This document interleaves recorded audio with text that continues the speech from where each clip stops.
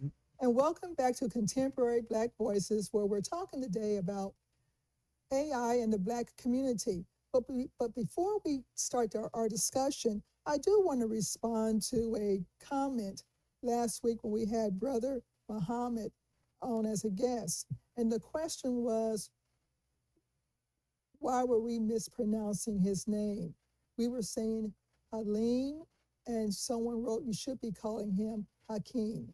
So we got a thank you card from him, and this is how he signed it. Abdul Halim Muhammad. So I just want to let that person know that we were not mispronouncing that name. His middle name is Halim. So going back to our show segment, AI in the Black community, as you were talking about all of the nefarious things that could happen with AI, and it's going to happen because when there's a will, there's a way. When there's a will, there's a way. And so I'm thinking about our names, for example, Hakeem, Sharon, Shaniqua, Mary, Abdullah, Michael. So I think, if we want to just be honest, those names could be Oh yeah, bias in the system absolutely. already. Um, you think about the credit.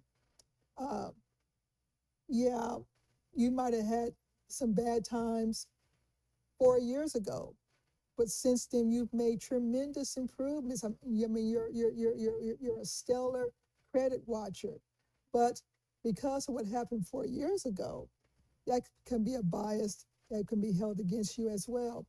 So there's a lot to be said about. There's some good things about AI, but there's a lot of things that we need to be suspicious of. We don't have to necessarily know it all, but we need to be purposely suspicious of what it can and cannot do. Mm-hmm. So you want to pick up? I just want to ask even our audience to comment on where do you think it's going to be most important for us to voice these oppositions and these questions that we have about AI? I asked that question, I believe it was in our first segment, talking about where do we go if we want to change some of these things. The reality of the matter is that there are many different computers, as Caleb was talking about, that make up AI. So I'm not even sure that you can go to one particular company or person or whatever. It really has to be done from the federal government. And we've got a federal government right now that is not very receptive to our color right now. So it is still the question, still begs the question, where do we go to be able to address this? And especially if we can't go to government. So, and I think we need more black folks, more programmers. We need more black folks to take an interest in AI. AI is more important than the Industrial Revolution was. AI, since its onset, has contributed to more than 20% of the economic growth of the major Western nations of the world. That's how big of a contributor it is. Wow. It has contributed trillions upon trillions of dollars in economic growth.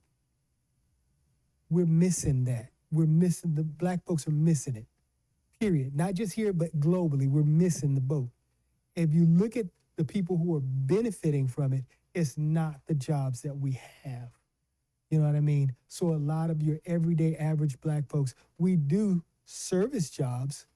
You know what I mean? I can count just the ridiculous number of sisters who are in home health care or healthcare aides or working in nursing homes, or the brothers who are out there working in warehouses or driving trucks, or you know what I mean? And so it's just, we're missing the AI revolution and how AI is being applied to build and increase wealth because it's not in the sectors that we occupy.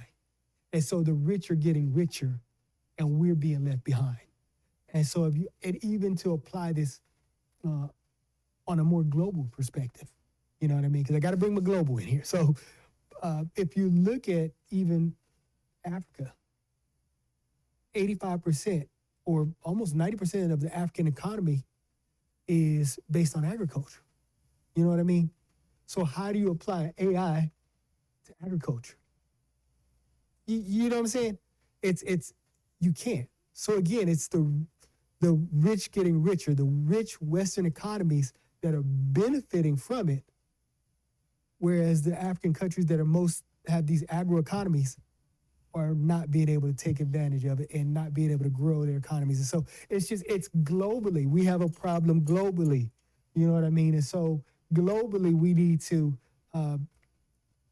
really get involved in AI. Because this is even if it's just it's a wealth generator, and it's a wealth generator that is unprecedented in human history. The richest companies on the planet right now are your Googles and your Microsofts and you know what I mean? Those are the richest people on the planet right now are your tech billionaires. You know what I mean? Your Elon Musk and your SpaceX and those are, you know what I mean? Your Bill Gates, your software, all your engineering class. These are the people who are controlling society. These are the people who are buying up newspapers. These are the people who are controlling your information now. And so this is how critical everything that you read, hear, understand, these people are influencing that reality from Facebook and Twitter and all your social media. That's how powerful AI is. So let me ask this question. Is this an opportunity for us? When I say us, I'm talking about African Americans to be able, I think this program is very important as a whistleblower to talk about AI and what AI doesn't do for us as Black people. And I'm talking about worldwide Black people or people of color. However, when you bring up Africa, it seems like it might be an opportunity for us. We may not be able to do it here in America, but in Africa, when you talk about maybe agriculture or you talk about other types of things that we want to do, because eventually those in the majority, which Black and brown people will be, will gravitate towards their own, which will eventually go to the detriment of countries like America. And if that is the case, then I think this program and what we're saying is very important, not only to us, but important to those African countries, because that's the only place, when I ask the questions, what do we do? That's the only place that I think that we can go and we can talk to somebody that it doesn't fall on deaf ears. You know, last week I wanted to do a show on the impact of deregulation on the Black community. And so one of the issues that Elon Musk wanted to do was to, and they're getting ready to pass a law to where crash reports Right. are no longer Right. required. Right. For the reason why Elon Musk wants that's because his Right. driverless cars have been Right. having all kind of accidents. Right. Right. And so AI is going kind of wonky there, right?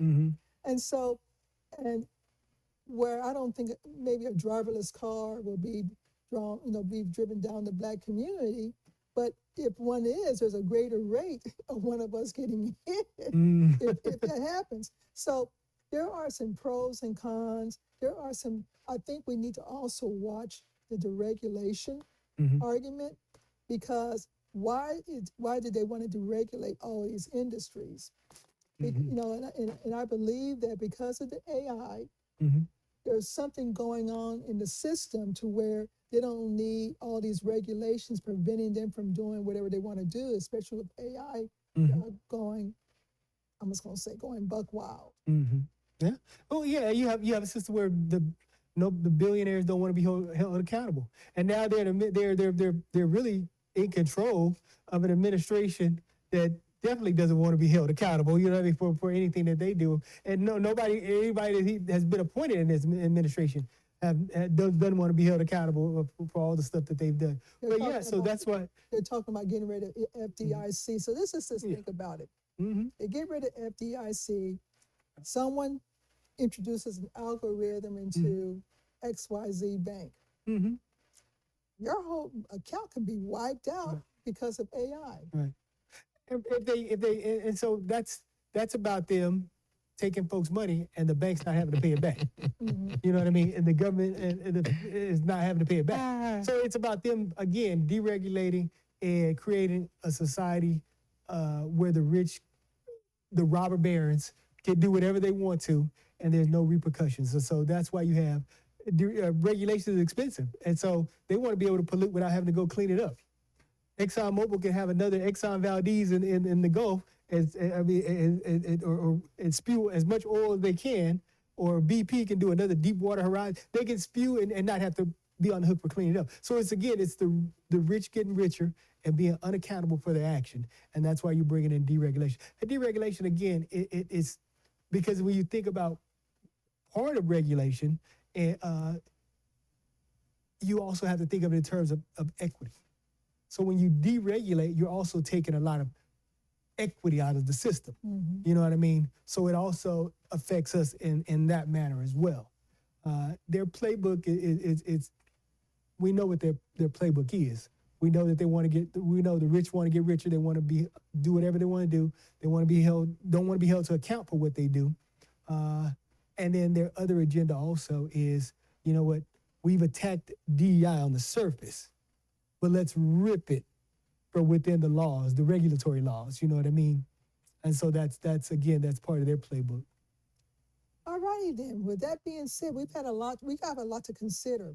And it's going to take all of us, especially those who are into the subject, those of us who know people who are involved in it, to really bring this thing to the surface and put it out among the Black community, so that we can figure out how we can protect ourselves if we can, because as he says, there's some nefarious stuff going on with AI. And so with that being said, this is Contemporary Black Voices, where we tell our story our way.